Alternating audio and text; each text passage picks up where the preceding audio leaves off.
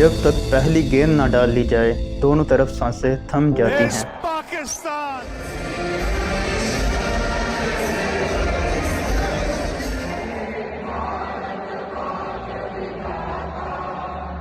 ये सिर्फ क्रिकेट नहीं, ये एक मेमोरी है, यही अपनी शनाख्त है और यही अपनी तारीख है। किसी राइवलरी का इतना प्रेशर नहीं होता।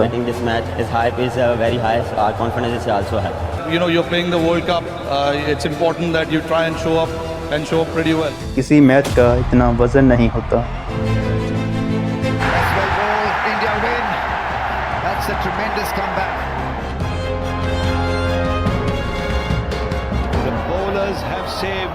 The batters, heartbreak for Naseem Shah and for Pakistani fans also. And this is a very, very good win by the Indians. और कोई गेम इतने इमोशंस को जाहिर नहीं करती। Lot of people will get heart attacks. जब India Pakistan खेलते हैं तो ये सिर्फ 11-11 का मुकाबला नहीं होता, बल्कि करोड़ों लोगों की पनाह का सवाल बन जाता है। 100,000 people standing outside, 100,000 people are waiting inside. खेल तो रहे हैं 22 बट कूद रहे हैं बाकी बिलियन। इंडिया पाकिस्तान का मैच एक जंग से कम नहीं। भारत पाकिस्तान का जब भी मैच होता है तो केवल बैट और बॉल के नहीं होता है। आखिरी गेंद, आखिरी सांस और आखिरी उम्मीद।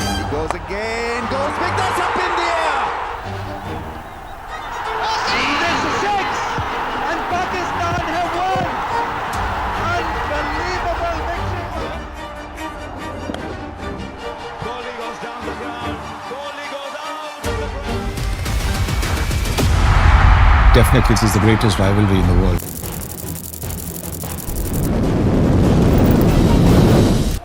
पाक इंडिया क्रिकेट राइवलरी का आगाज़ पार्टीशन के फौरी बाद हो गया। 1952 में पाकिस्तानी टीम ने टेस्ट सीरीज़ के लिए भारत का दौरा किया। इस सीरीज़ में भारतीय कप्तान लाला अमरनाथ थे, जबकि पाकिस्तानी टीम की कप्तानी फीस करदार के सुपुर्द थी। ये दोनों कप्तान पार्टीशन से पहले अनडिवाइडेड इंडिया के लिए इकट्ठे एक टीम में खेल चुके थे। इनके अलावा आमिर इलाही और गुल मोहम्मद भी अनडिवाइडेड इंडिया के लिए खेल चुके थे।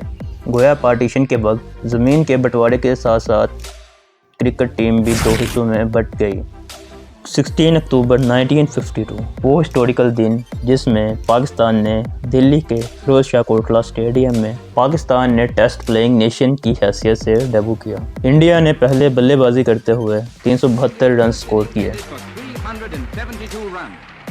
इसके जवाब में पाकिस्तानी टीम बैटिंग के लिए उतरी तो सिर्फ 150 रन स्कोर कर सकी। भारी लीड के चलते इंडिया ने पाकिस्तान को दूसरी इनिंग में फॉलो ऑन किया और पाकिस्तानी टीम दूसरी इनिंग में भी नाकाम रही और महज 152 रन बना सकी। इस तरह पाकिस्तान अपना इनॉग्रल टेस्ट मैच एक इनिंग और 70 रन से हार।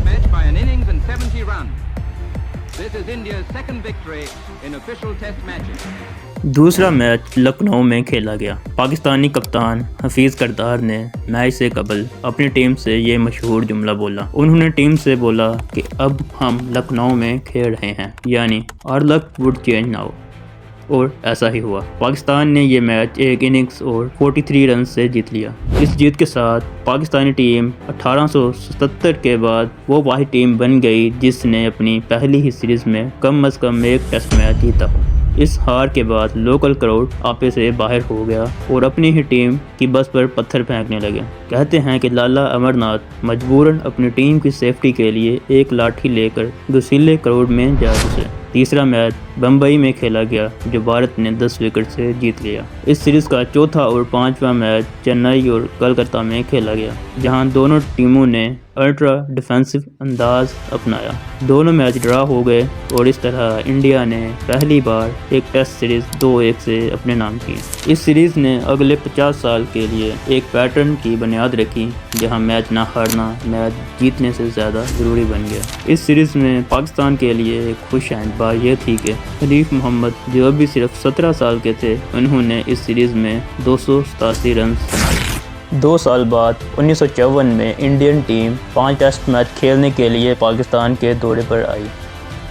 ये पाकिस्तानी सरजमीन पर पहली टेस्ट सीरीज थी। मैच ना हारने का इतना ज़्यादा खौफ था कि पांचों के पांचों मैच ड्रा हो गए। टेस्ट हिस्ट्री में ये पहली दफ़ा हुआ था कि एक टेस्ट सीरीज में 5 के 5 मैच ड्रा हो गए। लाहौर टेस्ट के लिए हज़ारों इंडियन फैंस को स्पेशल वीज़ा दिए गए। पार्टीशन के बाद ये सबसे बड़ी क्रॉस बॉर्डर मूवमेंट थी। अगली सीरीज़ खेलने 1960 में पाकिस्तानी टीम एक बार फिर इंडिया गई, लेकिन नतीजा फिर से वही, पांचों के पांचों मैच ड्रा।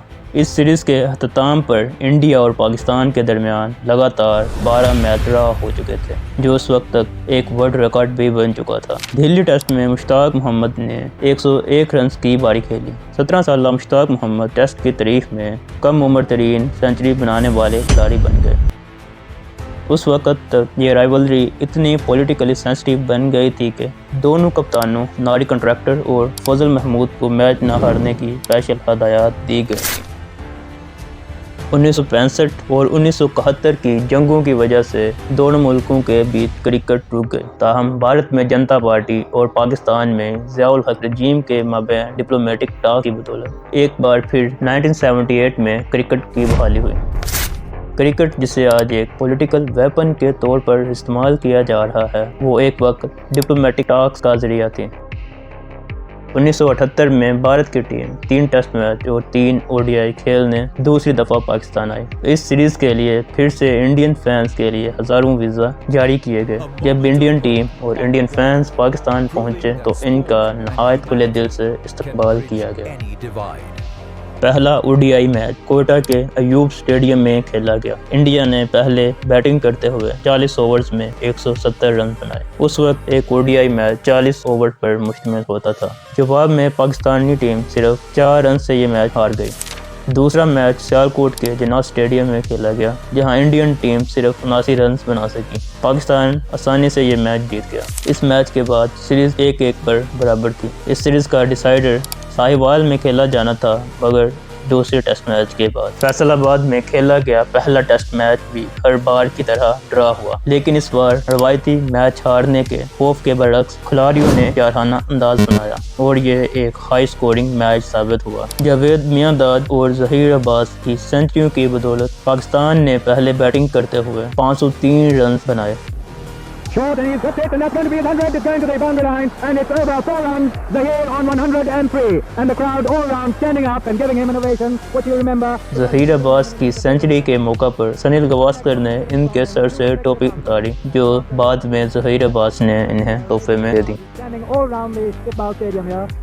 दूसरा टेस्ट मैच लाहौर में खेला गया। जहीर अब्बास के 235 रन की बदौलत पाकिस्तान ने ये मैच जीत लिया। That's going to be 4 runs, and that is also his 2000 in Test cricket. Zahir now 199.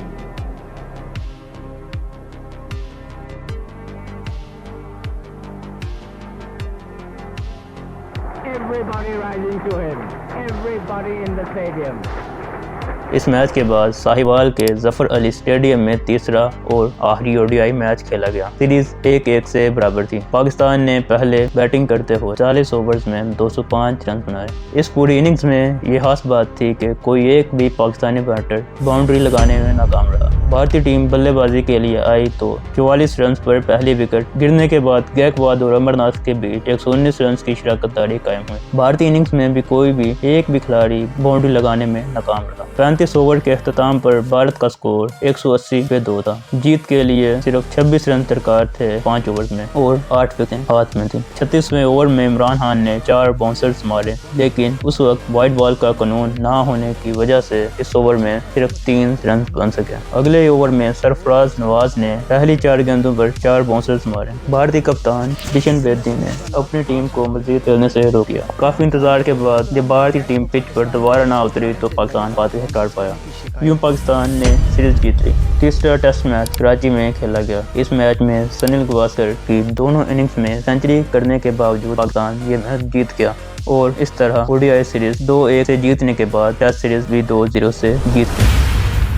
1985 में मेलबर्न में वर्ल्ड चैंपियनशिप के फाइनल में इंडिया ने पाकिस्तान को शिकस्त दे दी। वर्ल्ड चैंपियनशिप जीतकर इंडिया ने यह जाहिर कर दिया कि 2 साल कबल 1983 में वर्ल्ड कप जीतना कोई महज अंदाज़ा नहीं था।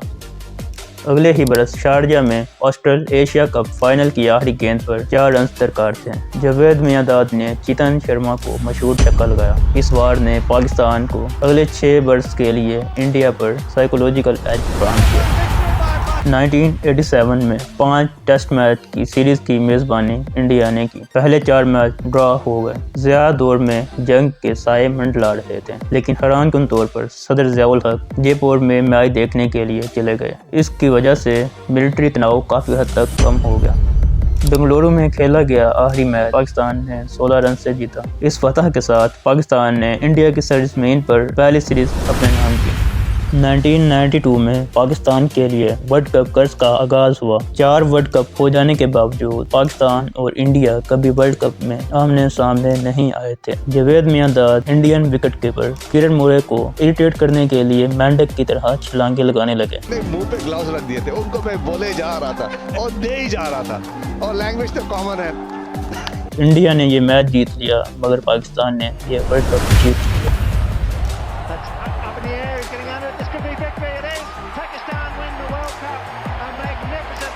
In front of 87,000 people, Imran Khan has led his side to victory. What a great victory.